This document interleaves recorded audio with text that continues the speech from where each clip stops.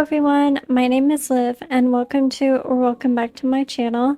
Today we are jumping right into episode 6 of the reverse coloring book with the first page. You guys seem to really like this series and I'm really glad y'all are enjoying it. The idea for this page came pretty easily. As soon as I looked at the page, I saw sunflowers. The petals don't look exactly like sunflower petals. I just followed the petal shape that I saw on the page, and I really like that you can still tell that they're sunflowers, but the petals are a bit different and unique, which I think look really pretty. I really like trying out different mediums on these pages. In my last episode I used Posca paint pens, and for this episode I'm using watercolor. And surprisingly, the watercolor did not bleed through the page. This paper is actually really good at handling different art supplies, especially watercolor.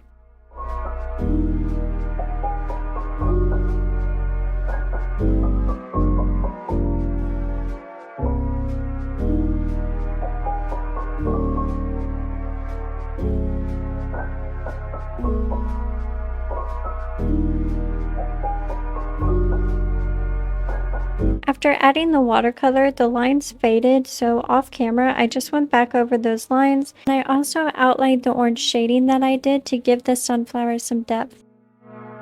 And here I'm just filling in the background to finish off the page.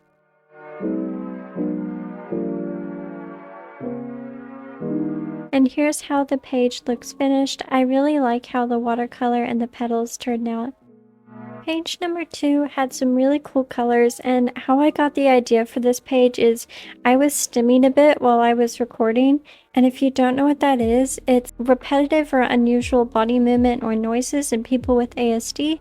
For me, it's mainly my hands are always shaking a bit, but some days I shake more than usual, and this was one of those days, and it gave me the idea of creating different shapes all over the page and just let everything flow and let the shakiness be a part of the design. I used my Sony camera for this page and the last page, and the camera was doing weird things, like it wouldn't hold a charge or would randomly stop recording. I think it's broken, I'm not sure, but if you see the lighting change or a slight change in quality, then that's why.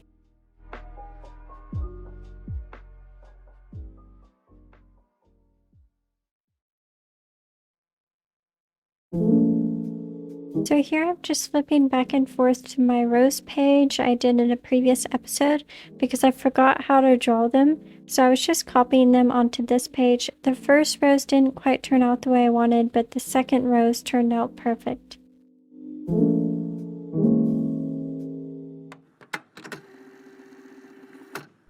For this page I wanted to have a variety of thin and thick lines, so I used a 0.1, 0.2, all the way up to the 0.8 and 1.0.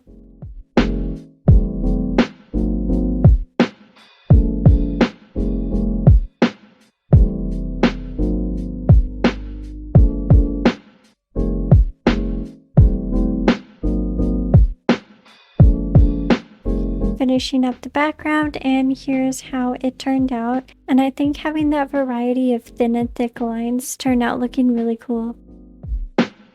For this page I drew some closed flower buds with some big leaves and colored them in with my colored pencils. When I'm using colored pencils, I first like to start out by using my Arteza and Crayola brand colored pencils to build up the color as a base.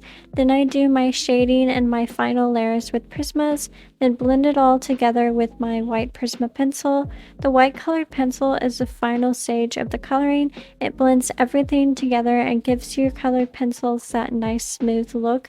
You can also blend colored pencils with a pencil solvent. I think one of them is called Zest It Pencil Blend, something like that, and that makes your colored pencils look really nice as well, so I'm hoping to get some of that for Christmas.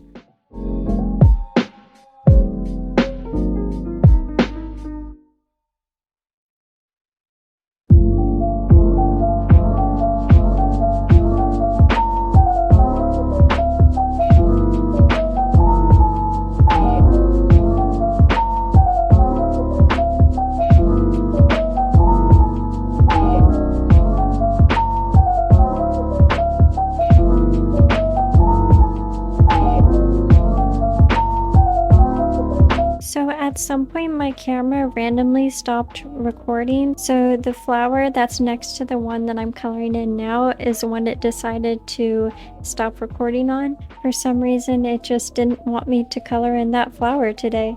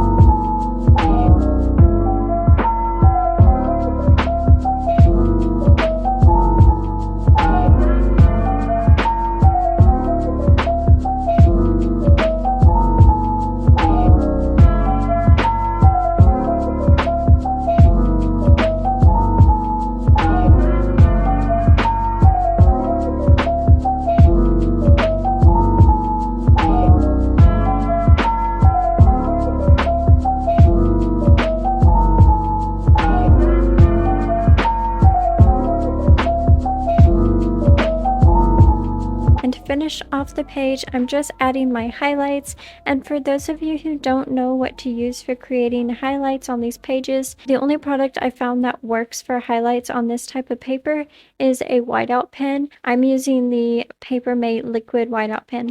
And here are how all the pages turned out. I really like all of them, but the sunflower one is probably my favorite. I hope you enjoyed today's video. If you did, hit that subscribe button, hit that bell to get notified, give the video a like, and stay creative. Bye!